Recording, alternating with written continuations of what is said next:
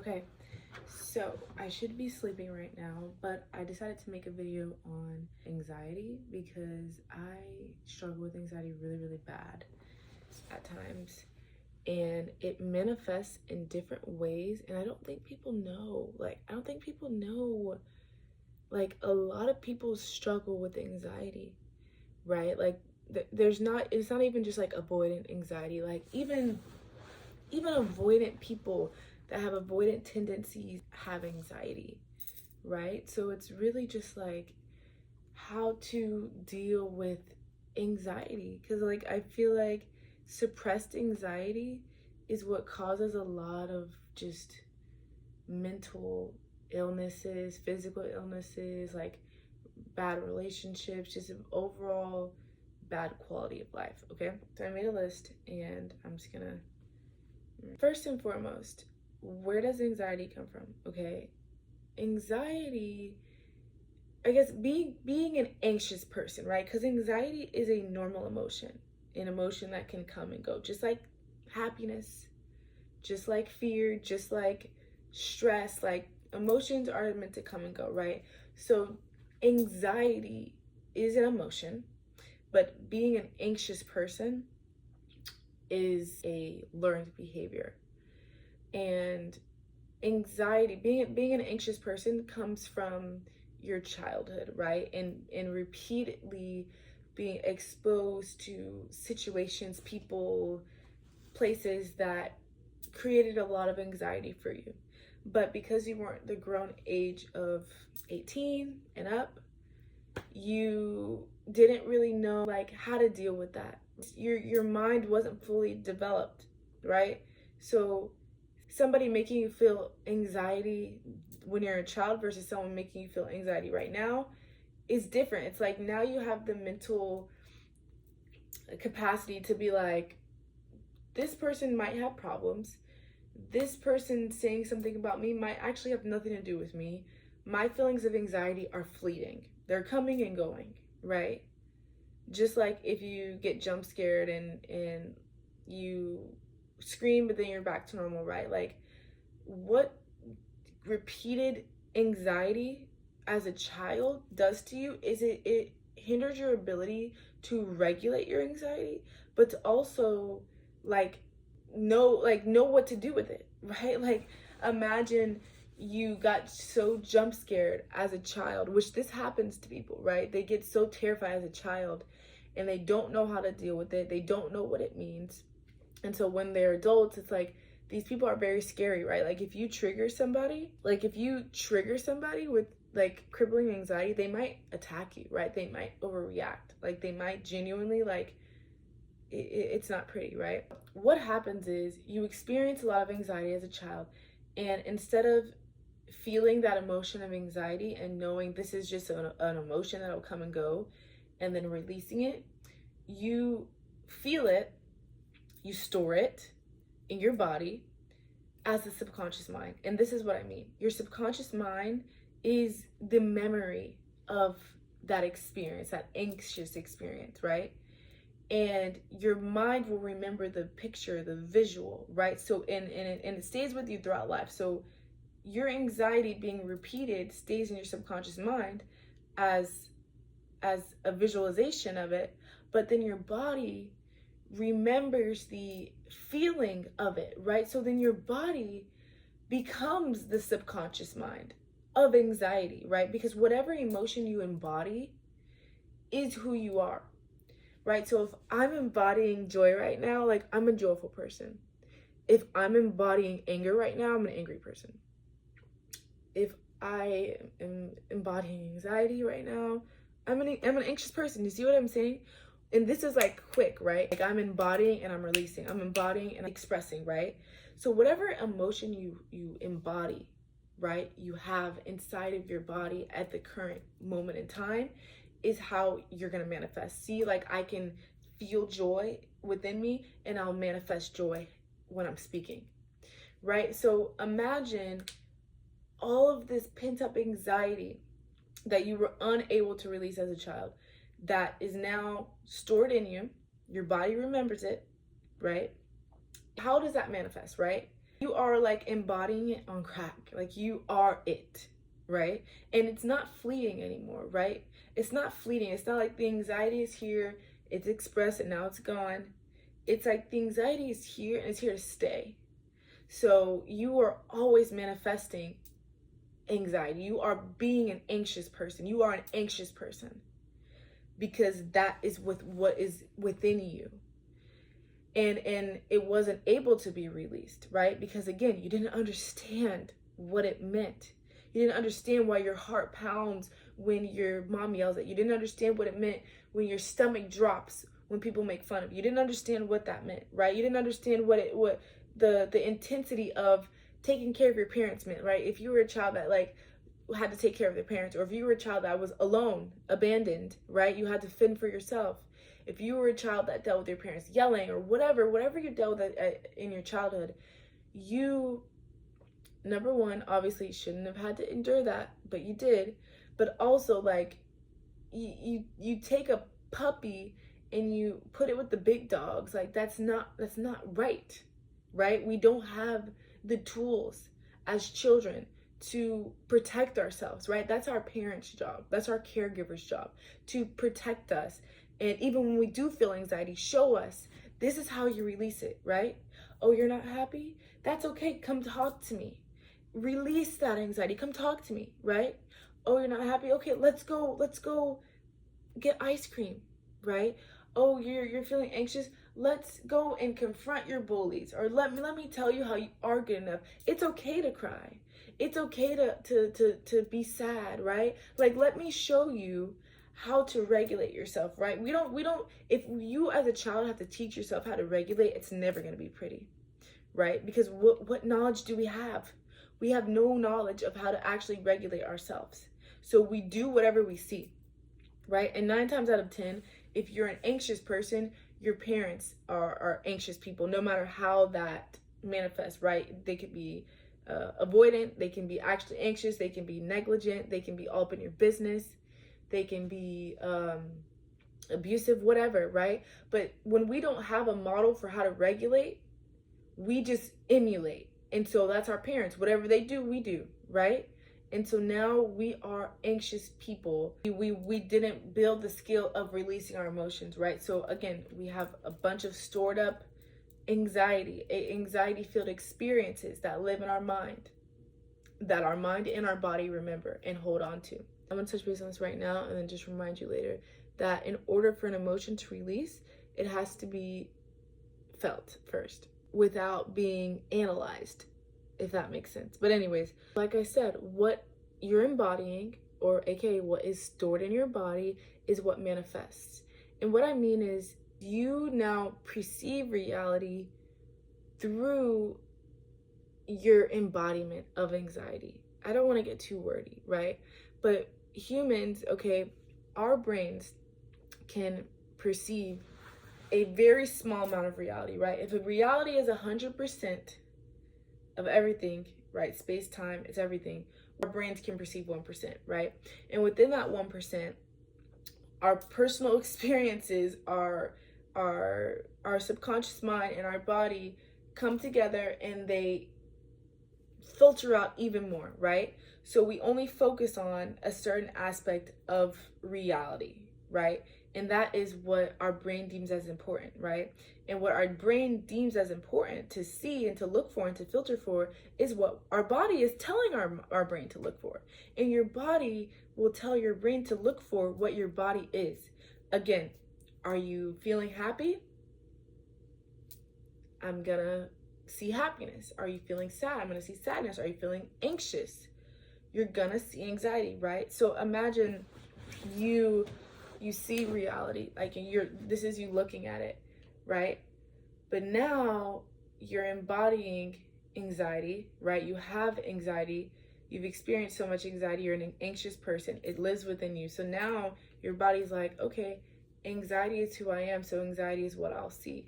So then you looking at reality, then you're like, nope, gotta make sure my anxiety glasses are on. This is how I'm gonna see, right? So you are literally, your brain is filtering for anxiety. People that are anxious, people that will make you anxious, situations that'll give you more anxiety, right? Threats, it's hypervigilance. You're looking, what can make me feel anxious right now? How can I feel anxious right now? Your brain is looking for it anywhere, everywhere. Is this person looking at me? Do I need to take care of this person? Am I being excluded here? Do I need to go here? Like, you are filtering for anxiety. Anxiety is all you see, which is why anxiety is all that you feel. And the funny thing is we're not even really feeling the anxiety, right? It's more of the feeling of the anticipation of anxiety, right? Because your body gets a hit of the taste of anxiety, but it still to this day has never felt it. Because if you feel something, it will release, right? And you'll feel neutral again. So you feel the anxiety, so you get a little taste of it, and then you go right back into your mind, thinking, avoiding, looking for more. You don't allow yourself to sit with it, right? Which is why it manifests, right? The avoidance of feeling anxiety manifests as anxiety, right? So again, you're embodying it and it's manifesting. Is it manifesting in the way that you speak? Is it manifesting in your relationship dynamics? Is it manifesting in your appetite? Are you overeating? Are you binge eating? Are you under eating? Are you isolating? Are you insecure? Do you hate the way that you look? Right? Let me show you something, okay? Let me show you guys something that my therapist did with me a while ago when I was dealing with my anxious attachment, with my anxiety. She showed me this picture. And she asked me, what was the first thing that I saw? And I felt guilty, but I was like, this girl needs braces. You got me. She told me that she showed many other people, and a lot of people talked about her bangs. Her eyes were blue. And she said, notice how the first thing that you saw was her teeth, how they were imperfect. That's a clear way to see and test what it is that you are looking at, right? What it is that your brain is filtering for, right? Because the whole girl is here, but what did my eyes shoot to? You get what I'm saying? So that's something I struggled with too, like being perfect, right? Like, I need to look like this, I need to look like that, right? And that's anxiety, right? So you can test yourself. Like, what's the first thing that you look at when you go into a room, right? When you're triggered with anxiety, how do you act differently? What do you cling on to? What does your day look like? How can anxiety affect the way that you think? How does somebody's words to you affect you, but affect someone else differently? Like, really start to separate the picture of reality and anxiety, okay? So you literally do not get to see the world normally. You see the world through anxiety. That's it. You see the world through an anxious filter. Believe it or not. The road to recovery is changing from within so you can be without the anxiety, right? When you clean out the anxiety and release the anxiety from within, there's no anxiety outside of you. You can be without it. That's the only way, right? You can't beat everything that you see. It's impossible, right? Because you're trying to change the symptom, the effect, by changing the symptom, by changing the effect, right? How can you fix your anxiety that you created? You're fixing something that you created. Shouldn't you just fix what created it, which is you? You want to change you want to stop binge eating before you stop feeling anxious, right? You want to change that you're anxiously attached to somebody before you stop being anxious. Like, you have to start with what is creating it, with what the source is, right? That's just like, this is off topic, but it's just like when I hear people like try to like create an equation for consciousness. Like, consciousness created math. You can't do this. You get what I'm saying? Like, you can't do this. So you have to let the anxiety be felt, right? Let it mean something. Let it mean what it's gonna mean. Let it do what it's gonna do. Let it mean something physically, emotionally. Like, let it hit you. Like, the wave that you are anticipating is gonna crash. Let it crash. Let it collapse. Don't run from it, right? Don't run from it, and don't try to escape it. Because once you do feel it, you'll be able to achieve the impossible, which is being able to feel safe with anxiety, right? Like, you felt the anxiety, you experienced it, you sat with it, and you still feel safe. Safety feels impossible when you're anxious or when you're anticipating anxiety. Safety feels impossible. So when you can develop the skill to sit with your anxiety, you realize, wait, what am I not safe from? I was feeling unsafe with me. I am safe. It's my mind. It's my mind, my body that are making me feel unsafe. But when I can get past those, I feel safe. I am safe. No matter what your body is telling you, no matter what your mind is telling you, you are safe. Right? That's a crazy realization to have. It's life-changing. And then you start to realize, just because I can't perceive a non-anxious reality doesn't mean it doesn't exist. It's there. I just have to start paying attention to it. I just have to start filtering it. I have to start training my mind to look for safety, not anxiety, right? Because from the young age, you are ingrained with anxiety. So that is what your mind and your body think you want more of. They don't know that it's debilitating. They don't know that it's killing you. They don't know that. They're just doing what they're told, right? Like, you're reinforcing the dog to bite somebody, and then the dog bites people when they grow up, and it's like, well, I don't know any better. I don't know good from bad. I just know what was rewarded consistently. So that peaceful, safe, non-anxious reality that you're looking for is there. And this is how you're going to find it. Number one, stop avoiding the things that you think are going to make you feel anxious. Okay? So if there's a person that you are clinging on to, let them go. If there's a habit that you have that you are using to avoid sitting with the feeling, let it go.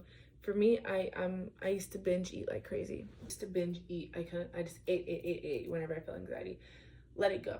Okay, person, place, thing. You usually know what it is, right? You know that without this thing, who am I? Without this thing, I'm an anxious wreck.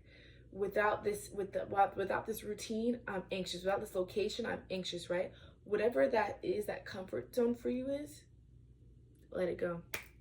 I know that's gonna be really hard, and people are like, no, but no, yeah, you gotta fucking do it.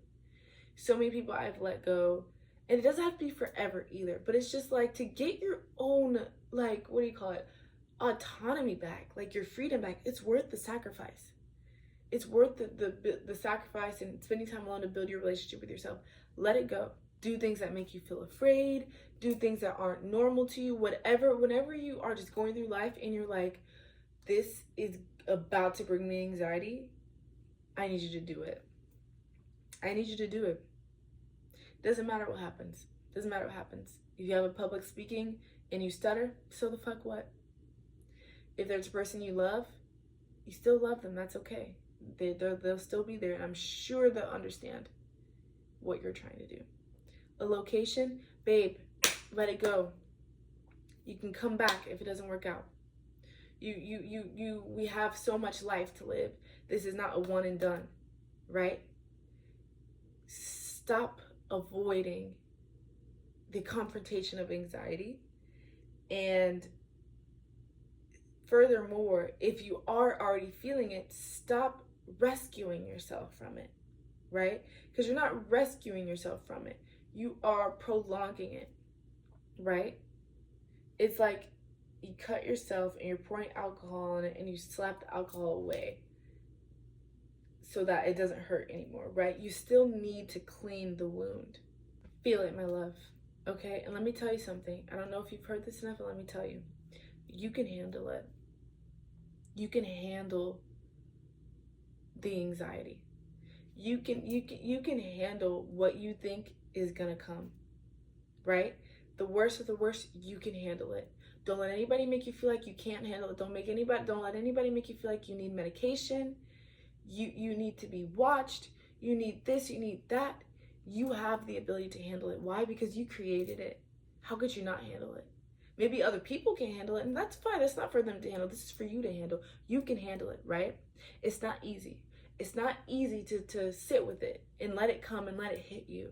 It's not easy, right?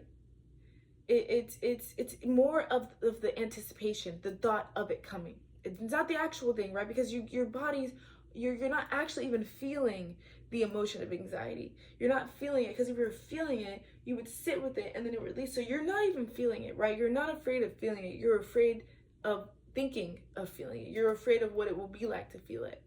So this is your time to feel it. This is your time to feel it, right? It's extremely powerful to be able to feel something that makes you want to run away from yourself. Because if you're not going to run away from yourself, you won't run away from anything. So take this as a sign to put yourself in the face of anxiety. Put yourself in alignment with it. Put yourself in a position where you're ready to lasso it and like take it on, right?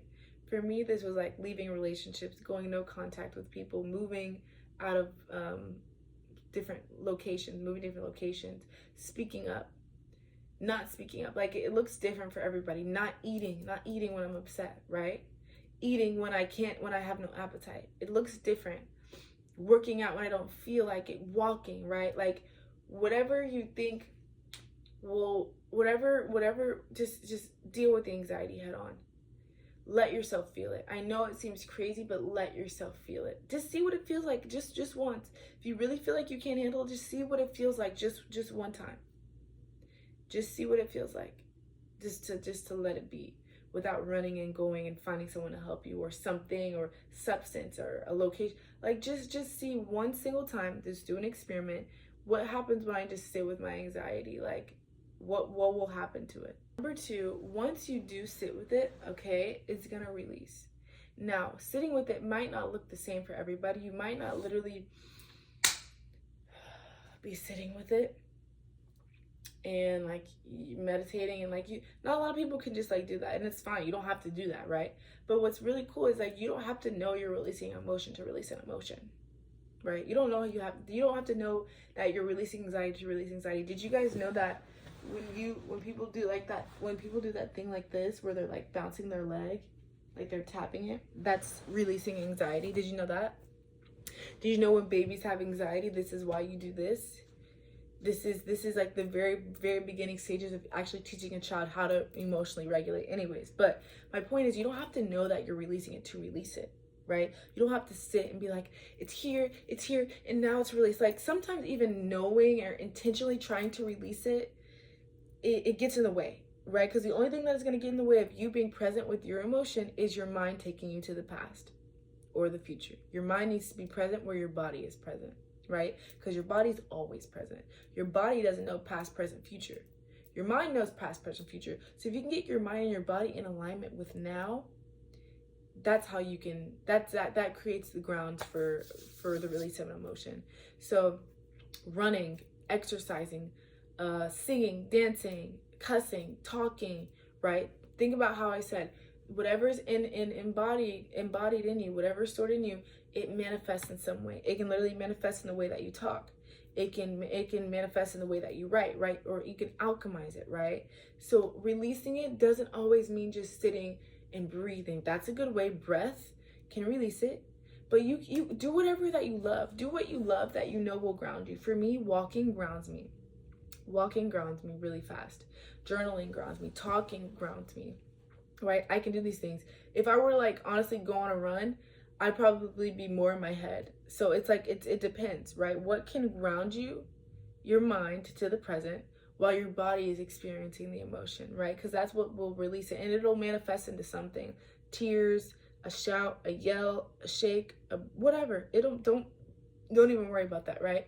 But what you do need to understand is that you can't sit in 2 chairs at once. You can't think and feel. You think, then you feel. You think, then you feel, right? So if you put yourself in a position where you're not thinking, you can actually just feel, right? And maybe you get in a good pattern where you're thinking, feeling, release, thinking, feeling, release, thinking, feeling, release, not think, feel, and then you just feel worse and worse and worse. You just want to feel, release. Okay, I need to think some more. Okay, feel, release. So find whatever that is for you. You don't have to intentionally be like, I'm going to therapy to release this, or I'm talking to release this, or I'm journaling to release this. Do what feels like natural to you. And that's a lot of times how people create art, hence my YouTube channel, right? Because I'm traveling right now and I'm having a lot of anxiety. So I'm like, why not make a video about anxiety? Like, you know, how I'm regulating myself. And I'm sure a lot of people also would like to hear this. So this is verbatim exactly what I'm doing. Number 3, find evidence that you're safe, okay? Because what we talked about earlier is that your mind is conditioned to see anxiety, not safety. So when you do sit with an emotion and you feel it and you realize it's not all that, maybe like the anticipation felt awful, but the feeling didn't feel too shabby, it releases. And an emotion, like I said, did I say this? I think I said this. I keep putting my glasses on and off. Whatever. What happens when you release energy from that is stored in your body? Because remember, your body at this point is the subconscious mind. So what happens when you release an emotion from your body, release that energy, it goes back to your mind, right? So your mind has the energy to think. It takes energy to think and to perceive, right? And now, if you do release that energy, you have energy to focus your attention somewhere else. And remember, your focus is finite. Your focus is finite. We can only perceive this such a small amount as human beings. And within that small amount, anxiety is most of what we're perceiving, right? So your attention, where your attention goes, your energy flows. Your attention is going towards anxiety, you're manifesting anxiety, right? So your attention is finite. You have a little bit of extra energy to intentionally direct your attention somewhere. This is the time that you're going to do it. Right after you release the emotion, this is what you do. You find your safety. You show your brain your safety. Is it your mom? Is it your sister laying in bed next to you? Is it the warm bed? Is it that you get to read a book? You get to watch a show? You get to take a shower? You get ice cream, right? Is it that you feel good? Is it that you look good? Like anything that is not anxiety. Find that safety, right? Because now your attention is a little bit stored up. It's not fully going towards anxiety. You can direct that somewhere else, right? Safety, love, my alone, whatever it is, okay? Whatever it is. It is something beautiful that can show your brain that you're safe, right? Because your brain is consistently being shown anxiety and it's consistently manifesting anxiety in your life because that is what your attention has been directed toward for most of your life. Now you have to prove it to yourself, right? To your mind, to your body, right? To your subconscious mind. That is also your body, right? So when you find safety, you're going to start thinking differently. Your attention is somewhere else and you're feeling differently, right? So what do you think happens if you get in a habit of releasing anxiety, feeling it, letting it sit, releasing, then looking for safety, feeling safe, right? Looking for safety, feeling safe, looking for safety, feeling safe, looking for anxiety, feeling anxiety, looking for anxiety, feeling anxiety. What do you think is going to happen if you can feel and think safely more? Okay? Things will start to shift. Your perception will start to shift. The way that you perceive reality will start to shift, right? Your filter is now a filter of safety. Safety. Find safety. Find safety. I know the feeling of safety, right? And what's happening as well is like your baseline of anxiety is expanding, right? So before, like, your baseline's right here.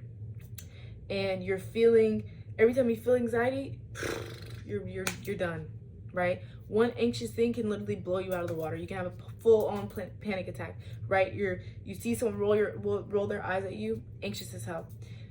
Someone's not happy with you, anxious. You don't like the way you look, anxious, right? So what's happening is you are experiencing the anxiety, you're sitting with it, you're releasing it, and it's like, okay, this is not that bad. Oh, I sat with it again. Oh, I sat with it again. Oh, I sat with it again. This is nothing. This is nothing. This is now people roll their eyes at you and you're like, okay. People don't like something about you. Okay. Something's not going right with your look. Whatever would normally make you feel anxiety, you're literally expanding your tolerance in a sense to it, right? So now the same things that made you feel anxious aren't making you feel anxious anymore. They don't have that power over you because you've built yourself up. You've built your body capacity. So it's not hitting you it's not jabbing you the same as anxiety would. It's like anything that you do. Like you run 30 minutes one on the first day versus day 100, like it's way different, way less painful, right? It might feel like nothing. Public speaking, it's day 1 you might fuck up badly, and then day 100 you're like, this, I can do this with my eyes closed, right? So it's like a skill.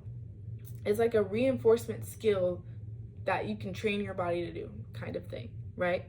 So you're building your tolerance for anxiety, and you're teaching your body, and you're releasing it, so you're not embodying anxiety long term. So you're becoming less and less of an anxious person. You might have anxious moments, but now anxiety is just like any other emotion, fleeting, come and go. It's natural to feel anxious, right? But it's not natural to be anxious, right? Anxiety, fear, happiness, loneliness, joy, peace, emotions are so normal to come and go, right? When something is staying too long, we have something to worry about, right? Like imagine you get a gift and you're excited, and you stay excited for like a month. Like it's like, you guys don't hold on to these happy, good feeling emotions. You guys hold on to the bad ones, right? Because you can't understand them. And instead of feeling them, you try to understand them. And then your mind goes crazy, and then your mind gets attached to it, and then your body gets attached to it, then you're emotionally attached to it, then your body's emotionally addicted to it, then you can't let it go, then that's all that you see, then that's all that you are. But we're not going to do that. We're not going to do that, okay? So yeah, I think number 4 is like, over time with this practice, this will change the way that you literally experience your life, the way that you perceive reality. Like your filter will change. You'll now be filtering for safety, for security, right? That's what you'll be drawn to. That's what you'll manifest, right? And I think that's a beautiful thing. And I think that anxiety is really, it's a killer, right? Because it's a lie. It's a lie. It's like looking at the wall and someone's casting shadows, and you're getting scared of these big projections. It's nothing. It's like a brick wall anxiety, and you're like, oh my God, I can't go past that wall. It's like, it's not as bad as you think. And I can't just say it for you to believe it. You have to do it for you to believe it.